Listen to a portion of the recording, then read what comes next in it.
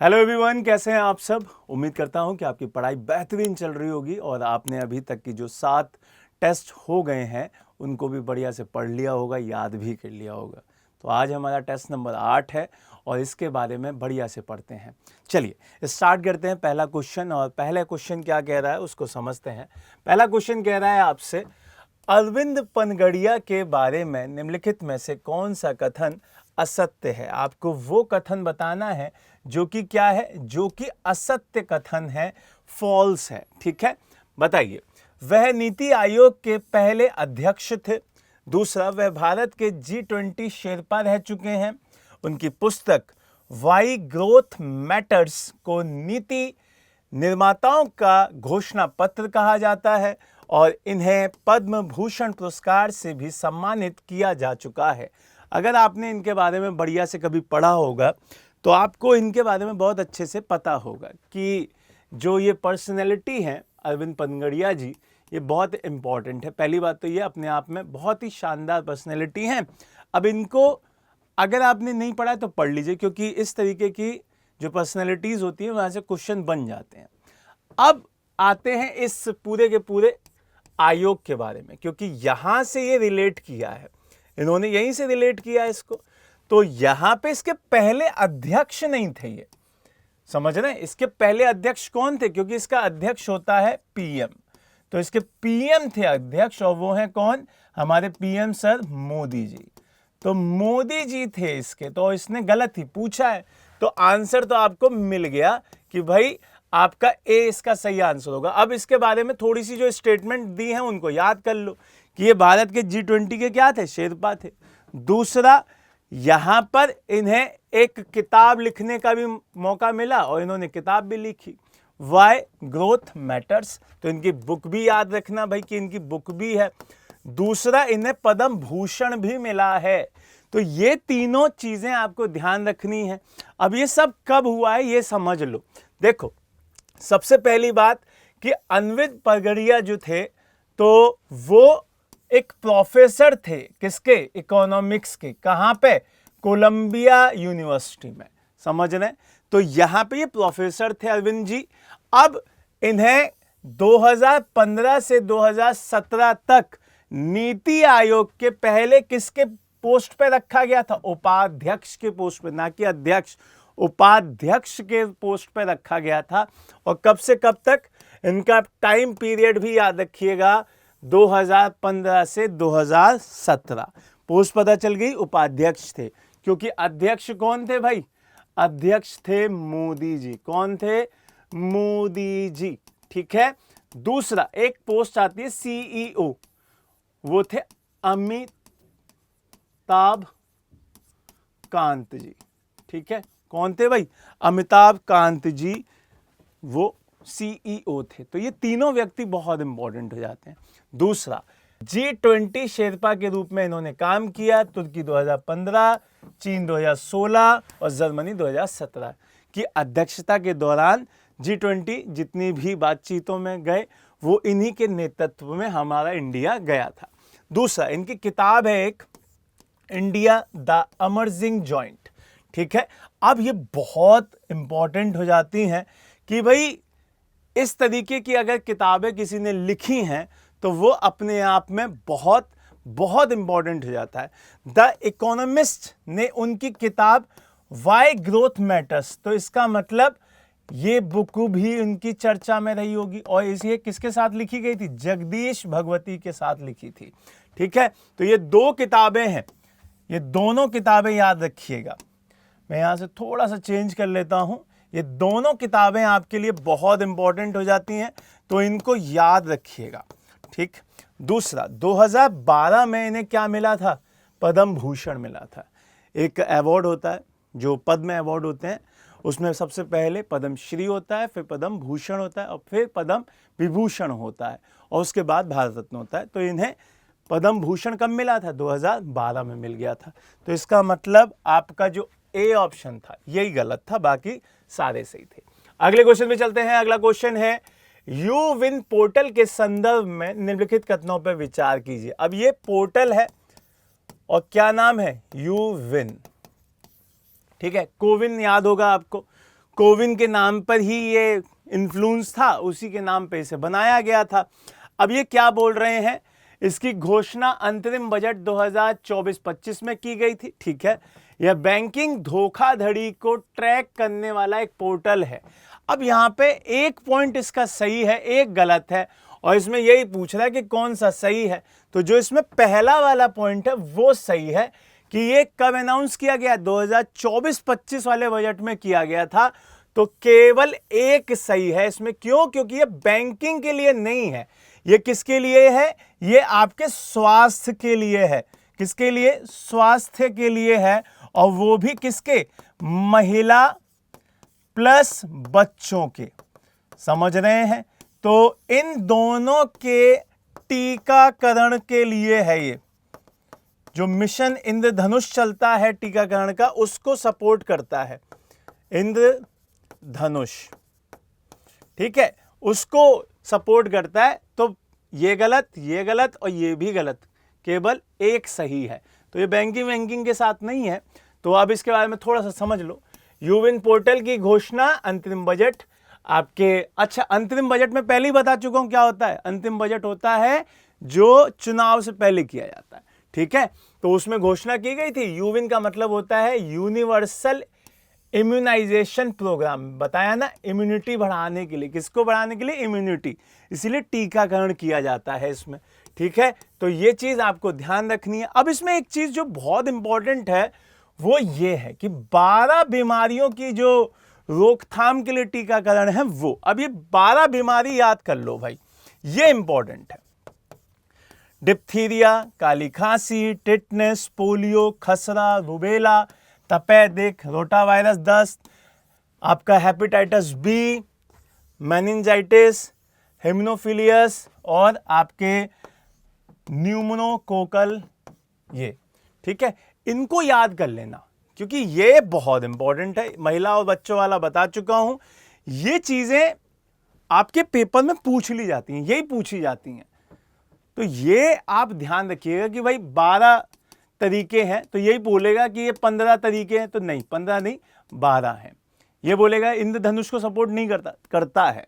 टीकाकरण किसका? पुरुषों का नहीं, महिलाओं और बच्चों का।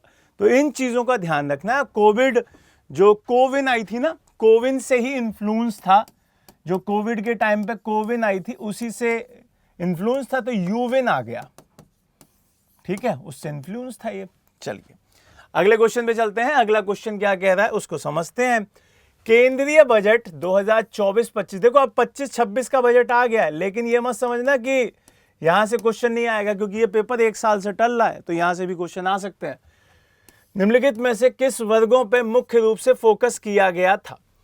गरीब, महिलाएं, बुजुर्ग, अन्नदाता। अब ये 4 यहां पे दे रखे हैं। अगर आपने उसको बढ़िया से पढ़ा होगा कभी, तो पिछले साल की न्यूज है, तो आप भूल भी गए होंगे, तो मैं याद दिला दूं।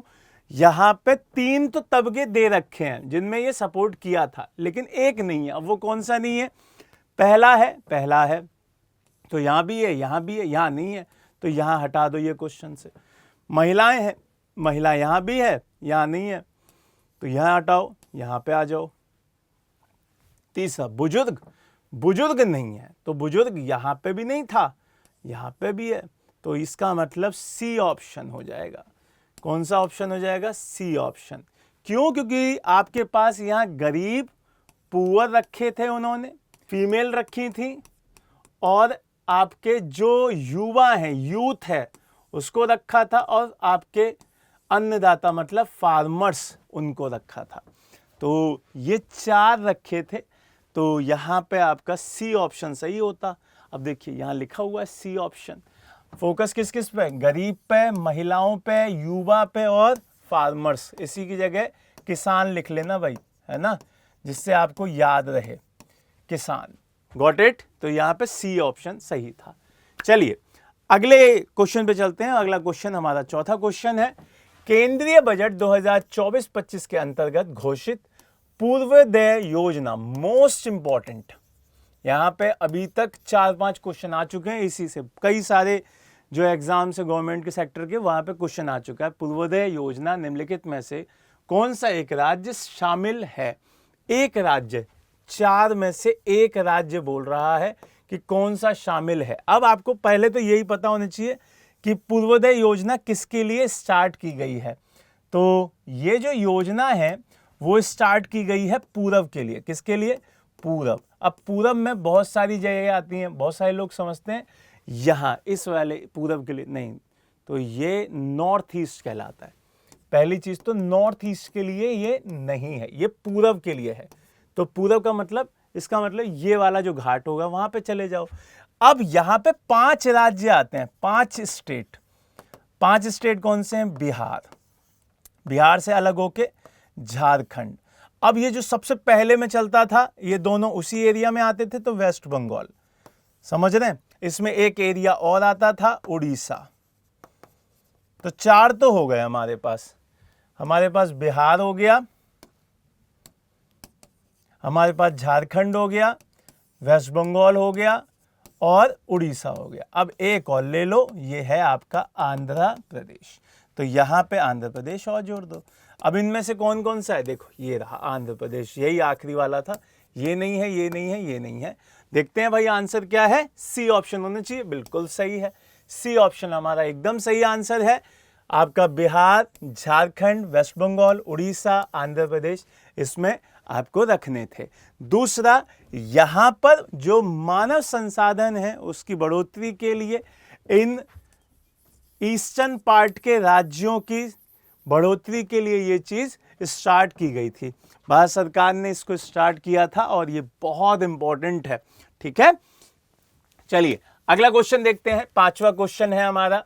क्वेश्चन क्या है? एनपीएस वात्सल्य योजना, ये भी बजट में ही घोषणा की गई थी इसकी। एनपीएस वात्सल्य योजना, ठीक। निम्नलिखित कथनों पर विचार करें और बताएं कि सही कौन सा है। यह एक पेंशन योजना है, ठीक है। इसमें नाबालिगों के अभिभावकों के द्वारा अंशदान किया जाता है, ठीक है। ये से नाबालिग के वयस्क होने पर सामान्य एनपीएस खाते में परिवर्तित किया जा सकता है। अच्छा, ठीक है। तो अगर आपने एनपीएस के बारे में कभी सुना होगा तो आपको ये पता होगा कि जो एनपीएस होती है वो क्या होती है? पेंशन स्कीम होती है। क्या होती है? राष्ट्रीय पेंशन स्कीम, जो बहुत इंपॉर्टेंट है। अब ये जो तीनों पॉइंट हैं वो बिल्कुल सही हैं, क्योंकि ये एक पेंशन योजना भी है, वो वहां से दिख रहा है इसी शब्द से। दूसरा, इसमें जो बच्चे छोटे छोटे हैं उनके लिए जो पेरेंट्स हैं वो पैसा जमा करेंगे, तो ये भी सही बात है कि जो अभिभावक हैं, जो पेरेंट्स हैं, वो खाता खुलवा सकते हैं, बच्चों के लिए पैसा दे सकते हैं। अब बच्चों के लिए अगर पैसा देंगे तो जब वो बड़े हो जाएंगे तभी उनका मसला मिलेगा। तो वो चीजें तीसरे पॉइंट में दिख रही होंगी, क्योंकि यहीं पे आ रहा है। तो डी ऑप्शन इसका सही जवाब होगा, बिल्कुल सही है। 2024-25 के बजट में इसकी घोषणा हुई थी और इसमें माँ बाप खाता खोल सकते हैं। क्लियर है ये बात? चलिए अब चलते हैं छठे क्वेश्चन पे, और ये बहुत इंपॉर्टेंट क्वेश्चन है, वेरी इंपॉर्टेंट क्वेश्चन।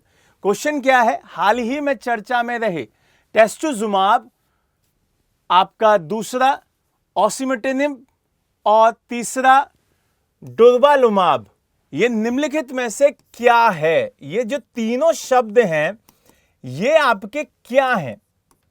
पहला, रूस निर्मित एक मिसाइल, नए खोजे हुए क्षुद्र ग्रह, कैंसर रोधी दवाएं और अमरूद की नई प्रजातियां।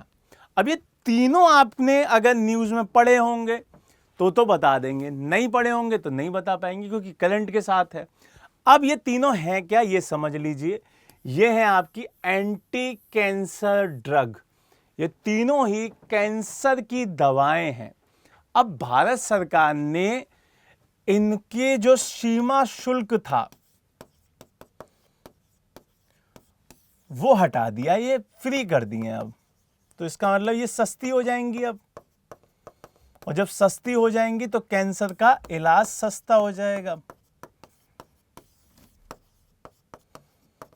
समझ रहे हैं? तो इसका मतलब सी ऑप्शन है ये। अब एक चीज और समझनी होगी, जो आपका बजट 2024 और 25 का था मसला, वहां पर ये चीजें बहुत इंपॉर्टेंट थी कि भाई आप 2024-25 को याद करें या 2025-26 को याद करें, अब है ना, तो जो इस तरीके के क्वेश्चंस हैं उनको बहुत अच्छे से याद कर लेना। अब जैसे जो पहली वाली दवाई है वो स्तन कैंसर के लिए है,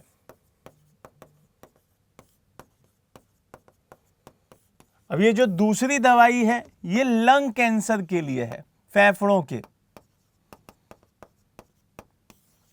और जो ये तीसरी दवाई है ये जो गॉल ब्लैडर होता है ना, ब्लैडर है ना, तो ब्लैडर कैंसर के लिए है। Got it? तो इन तीनों को बहुत अच्छे से याद कर लेना। अब इनका सीमा शुल्क खत्म कर दिया जिससे ये सस्ती हो जाए और इलाज हो पाए लोगों का। चलिए अगले क्वेश्चन पे चलते हैं। निराश्रित महिला पेंशन योजना, अच्छा क्वेश्चन है। निराश्रित महिला पेंशन योजना के संदर्भ में निम्नलिखित कथनों पर विचार करें। आपको बताना है कि ये जो पूरी की पूरी पेंशन योजना है उसमें से कौन सा आपका सही है वही बताना है। इसे केंद्रीय महिला एवं बाल विकास मंत्रालय ने स्टार्ट किया, ठीक है। इसका उद्देश्य 18 वर्ष से अधिक उम्र की जो निराश्रित महिलाएं हैं उनको पेंशन देना है। तो अगर आपने इनके बारे में सुना होगा तो ये केंद्र सरकार की बिल्कुल नहीं है, ये आपके केंद्र के द्वारा नहीं चलाई गई, ये स्टेट्स के द्वारा चलाई गई है। पहले तमिलनाडु, हरियाणा, अभी उत्तर प्रदेश में चर्चा में थी। तो ये पहला पॉइंट तो गलत, तो पहला गलत, ठीक, तो ये तो हट गए। दूसरा ये बिल्कुल सही है कि इसका उद्देश्य 18 वर्ष से जो अधिक उम्र की निराश्रित महिलाएं हैं उनको पेंशन देना है। तो केवल 2 सही, बी ऑप्शन इसका सही है। और इसके बारे में अगर देखें तो बिल्कुल सही बात है। अभी जैसा मैंने बताया कि उत्तर प्रदेश सरकार के द्वारा इसका मसला चल रहा है न्यूज़ में। इसमें एक चीज़ें आपको ध्यान रखनी होंगी कि ये पूरा का पूरा एक ही स्टेट के साथ नहीं है, ये भी मैं बता दूं, ये एक स्टेट के साथ नहीं है, ये कई स्टेट्स में चल रहा है। उत्तर प्रदेश सरकार इसमें 1000 रुपया पर मंथ दे रही है, ठीक है। चलो अब चलते हैं 8वें क्वेश्चन पे। उत्तर प्रदेश बजट, अब ये बजट 2024-25 का है, अब 25-26 भी आ गया है तो उस पर भी नजर रखिएगा, क्योंकि वहां से वैसे मैं कराऊंगा बट नजर रखिएगा। इसमें बोल रहा है कि व्यय का अवरोही क्रम बताना है, जो डिसेंडिंग ऑर्डर है वो बताना है कि किस पे पैसा खर्च ज्यादा किया गया और उसका डिसेंडिंग ऑर्डर बताओ। तो प्राथमिक शिक्षा, ऊर्जा, स्वास्थ्य और आपका MSME। तो अगर आपने पिछले साल का बजट पढ़ा होगा तो आप बता पाते कि ये जिस ऑर्डर में लिखे हैं वो बिल्कुल सही ऑर्डर में लिखे हैं, 1 2 3 4। समझ में आ रहा है? ये एकदम सही बजट था और ये 7.36 लाख का था, 7.36 लाख करोड़, इतने रुपए का बजट था। और इस बार का जो बजट आया है 2025-26 का जो बजट आया है वो 9.8% ज्यादा है, इस बजट से 9.8% ज्यादा है। समझ में आई? तो इसका मतलब 2025-26 का बजट कितने का होगा?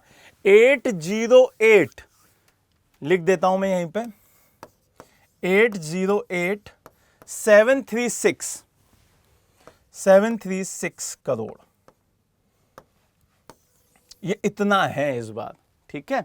तो जैसे ये क्वेश्चन पूछा गया है वो तो इस बार भी पूछा जा सकता है कि इस बार क्या पैटर्न रहा है, तो ये भी लिख लो। सबसे ज्यादा इंफ्रा में दिया गया इस बार, सबसे ज्यादा टॉप पे इंफ्रा रहा है, फर्स्ट पे।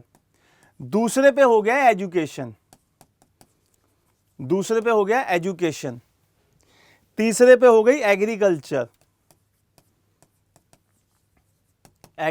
और फोर्थ पे हो गई है मेडिकल।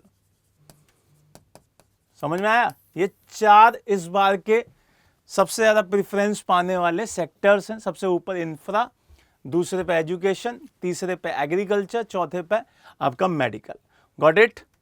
चलिए आगे बढ़ते हैं। और ये पिछले बार के डाटा हैं तो इसको ज़्यादा आप रटने की कोशिश मत कीजिएगा, मैंने आपको नए वाले बता दिए हैं, इनको मैं नया बता दूंगा, बस इसको पढ़ लेना, ठीक है। चलो 9वां क्वेश्चन देखते हैं। उत्तर प्रदेश बजट 2024-25 के संदर्भ में निम्नलिखित कथनों पर विचार करें और बताना है कि कौन सा सही नहीं है। अभी देखो मैंने कुछ पॉइंट तो बता ही दिए यहाँ पे कि यह बजट 7.36 लाख करोड़ का था, यह बजट पिछले बजट की अपेक्षा 6.70% ज्यादा था। इसके तहत 2.03 लाख करोड़ रुपए पूंजीगत व्यय के लिए आवंटित किए गए थे। इस बजट में पूंजीगत व्यय पिछले बजट की अपेक्षा 39,000 करोड़ से कम था। अब जो ये इस तरीके के क्वेश्चंस होते हैं वो नए साल के लिए तो सही रहते हैं। अब यहां पे 2025-26 का जब मैं डाटा पढ़ाऊं तो उसको तो जरूर याद कर लेना, ठीक है। अब इसमें अगर देखा जाए तो डी ऑप्शन गलत था, बाकी सारे सही थे, क्योंकि ये तो मैंने पढ़ा ही दिया था। और इस बार का मैंने बता दिया है कि ये 6.7 तो ये पिछले साल से था और इस बार का हमारा कितना था, 9.8 ज्यादा है, ठीक है। तो इसका मतलब बहुत बड़ा बजट आया है इस बार। तो ये चीजें आपको ध्यान रखनी है। इस बार के ये पॉइंट सारे ये रहे। अब मैं इस पे ज्यादा टाइम क्यों नहीं दे रहा हूं ये जान लो, क्योंकि ये बजट बदल गया है। इस बार का हमें नया पढ़ना होगा, तो इस बार हम नए के साथ जाएंगे। चलो, अब ये 10वां क्वेश्चन आपके लिए होमवर्क है, आपको यहां पे बताना है इसका सही आंसर कमेंट बॉक्स में। क्वेश्चन क्या है, उत्तर प्रदेश सरकार के द्वारा प्रारंभ निम्नलिखित में से कौन सी योजना किसानों को आवारा पशुओं से अपनी फसल की रक्षा के लिए सोलर फेंसिंग की सुविधा प्रदान करती है, सोलर फेंसिंग लगाने की सुविधा देती है, वो कौन सी योजना है और ये किसने स्टार्ट की, उत्तर प्रदेश ने। तो इन चारों में से कमेंट बॉक्स में जरूर बताइएगा। उम्मीद है कि आपकी पढ़ाई बेहतरीन चल रही होगी और आप इन सब चीज़ों से सीख भी रहे होंगे। तो ऐसे पढ़ते रहिए, मुस्कुराते रहिए। जय हिंद, जय भारत।